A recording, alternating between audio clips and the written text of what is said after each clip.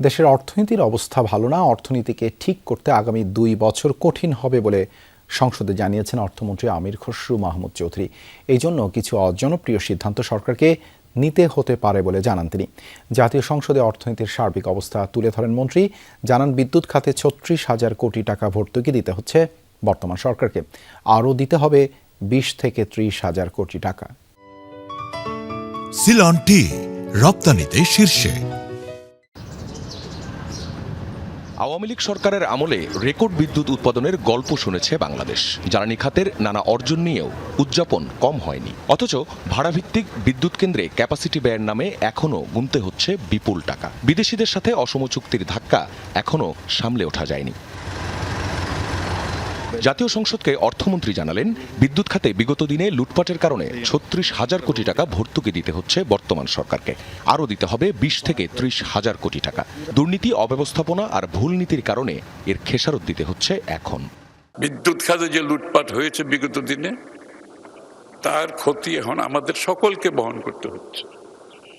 এটা 36,000 কোটি টাকা আমরা দিচ্ছি, দেওয়ার পর আরো 20 থেকে 30,000 কোটি টাকা ভর্তুকি দিতে হবে। অর্থমন্ত্রী জানান, জ্বালানি খাতে $508 মিলিয়ন বকেয়া রেখে গেছে আওয়ামী লীগ। গ্যাস খাতে $737 বিলিয়ন বকেয়া। এগুলো মেয়াদোত্তীর্ণ দেনা, যা এখন পরিশোধ করতে হচ্ছে।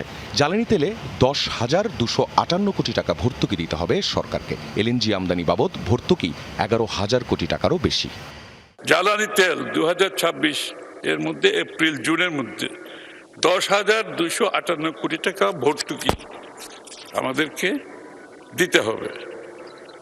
আমি সংক্ষিপ্তভাবে বলেছি, আরো অনেক সমস্যা আছে।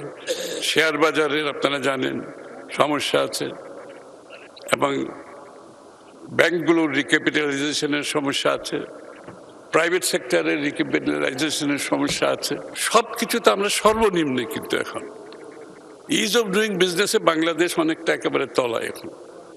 কারণ এত রেগুলেট করতে করতে, ওভার রেগুলেট করতে করতে দেশের বর্তমান অর্থনীতি এবং বিএনপির সবশেষ আমলের রেখে যাওয়া পরিস্থিতির তুলনা সংসদে তুলে ধরেন অর্থমন্ত্রী।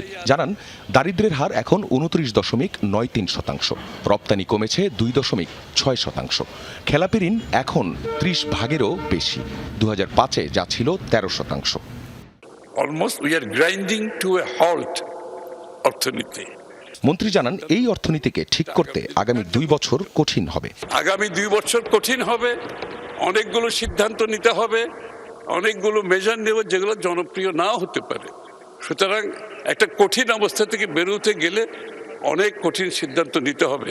আমি বিরোধী দলের বন্ধুদেরকে বলতে চাই, এখানে আপনাদের সহযোগিতা দরকার। আমাদের ক্যাপ্টেন ঠিক আছে, এবং আমি মনে করি ক্যাপ্টেনের ভিশন ঠিক আছে।